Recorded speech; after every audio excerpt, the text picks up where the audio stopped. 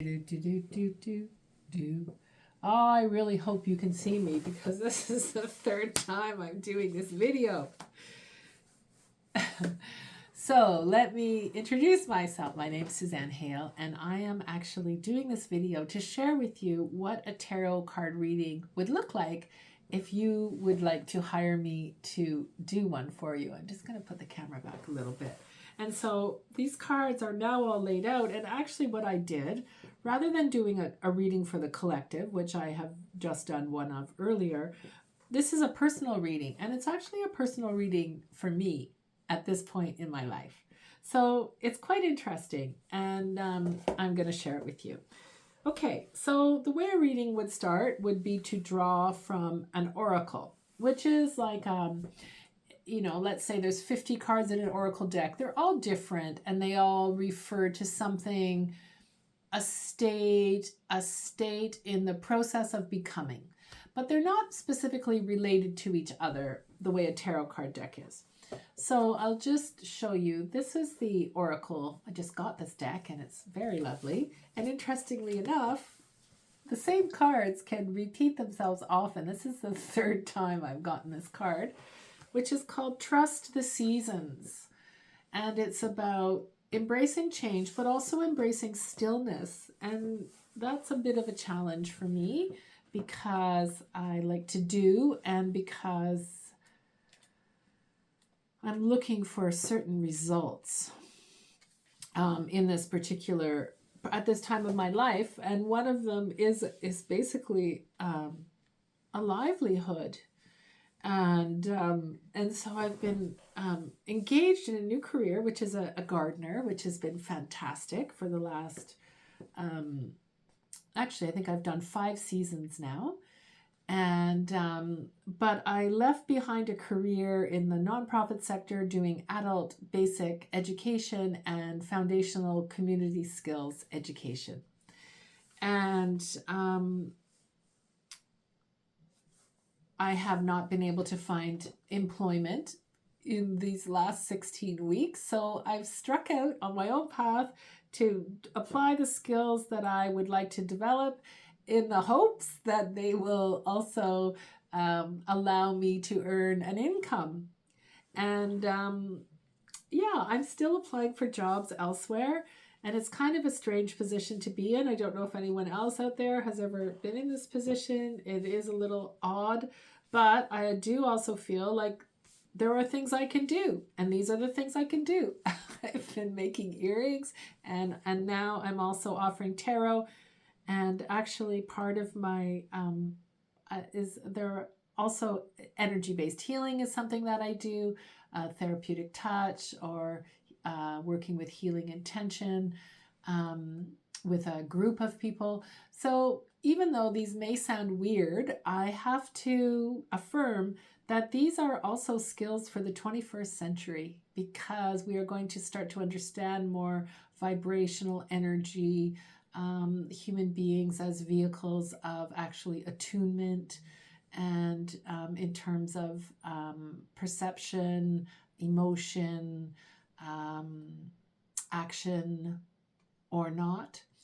And so that's what I am moving forward with. And okay, so here we are back at the tarot card reading.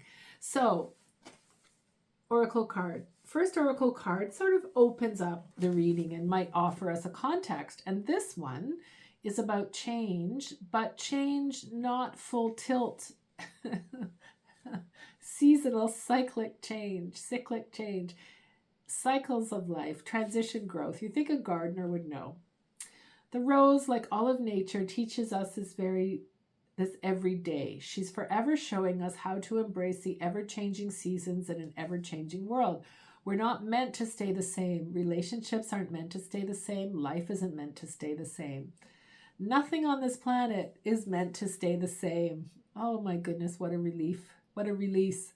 The seasons teach us that. Night and day teach us that. Time and age teach us that. Birth and death, etc. We may return to a place, a person, but things won't be exactly as they were, for everything and everyone is forever changing. And as it goes on, how we have to surrender to the part of ourselves that is still in between, that's not yet this and it's not yet that, to being not who you were and not quite who you'll become. It requires a trust in the transformation, in the death, in order for the rebirth to occur, a deep reverence for all the seasons of our life. There we go. The more we resist change, the further away we are from who we're becoming. When we embrace change, we embrace life and nature and are forever becoming. So, the changing seasons. There's something about, yes, we don't have to be grow without leaving space to cut back. When we focus on the never-ending bloom, we forget the importance of all of life's phases. Okay, so that's the wisdom card. Here are the first two cards, which are kind of a reflection on the querent, who is the person asking the question, and on the environment, but kind of how they work together. So in this deck by Chris Ann, an Ontario residing tarot or a tarot card creator, actually, both in illustration and in writing.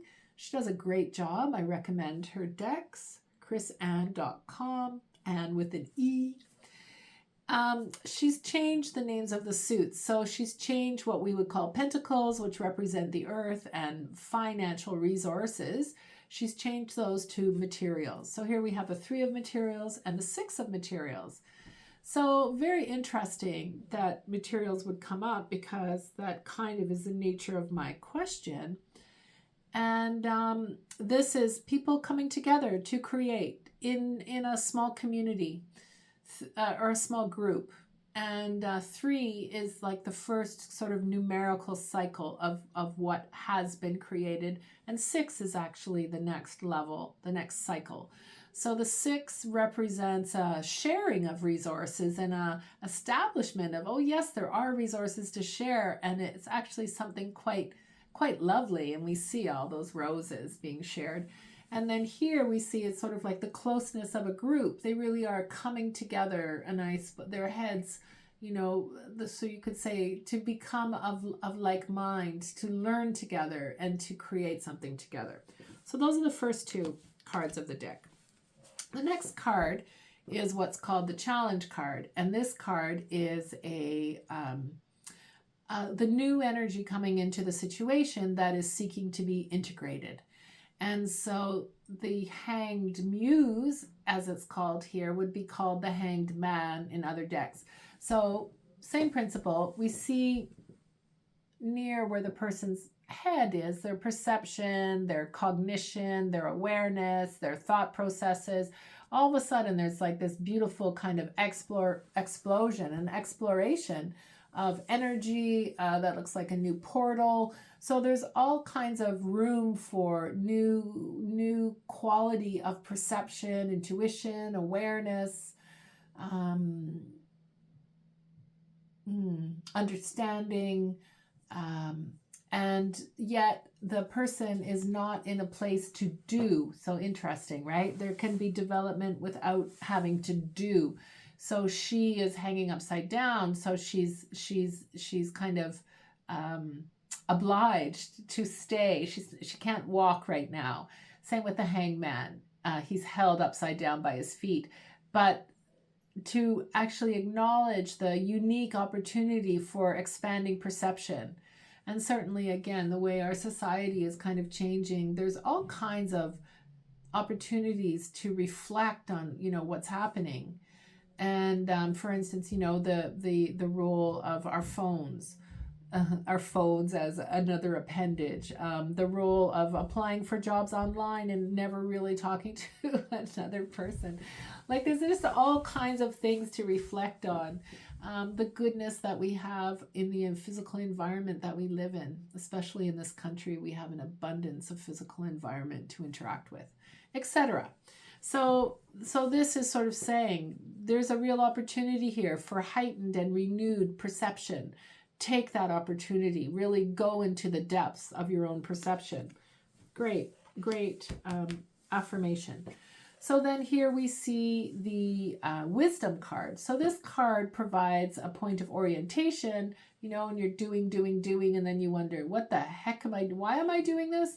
And then it's like, oh, this is the point. This is what I'm aiming for. Keep aiming for this.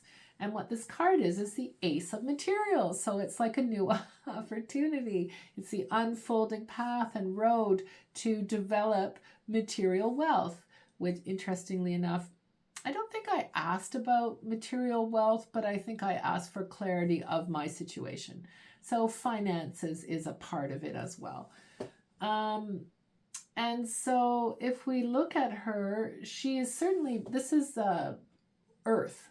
She's certainly blessed by the earth. And you see there's many different, she does have roses. She's got wood, she's got vines, she's got leaves, she's got pearls, grass, all kinds of, and she also has a renewed, a kind of, there's an orchid, an invigorated, you know, her eyes are closed.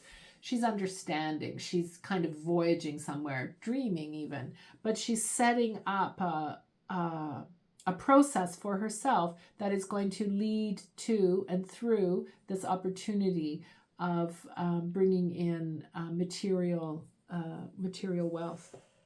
So that's great news. That's the wisdom card. And then this card is exactly the polarity along the deck. And this is considered to be the distant past.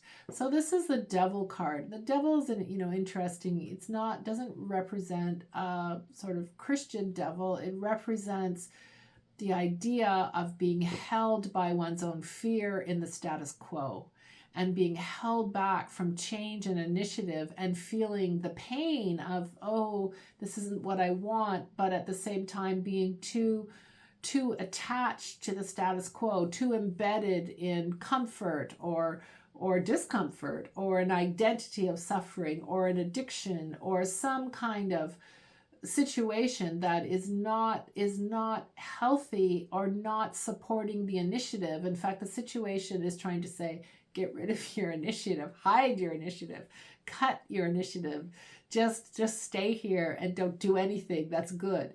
But really, the highest wisdom is you want to cut the ties, the status quo, and move forward into what is evolving and becoming what is moving. You know, this is like stagnant energy that refuses change. And the natural freshness, the vitality of life is an energy that is moving and that is refreshing and refreshed and offers vitality. So the point here is to move forward with interest in change and seeking to cultivate and cultivating vitality.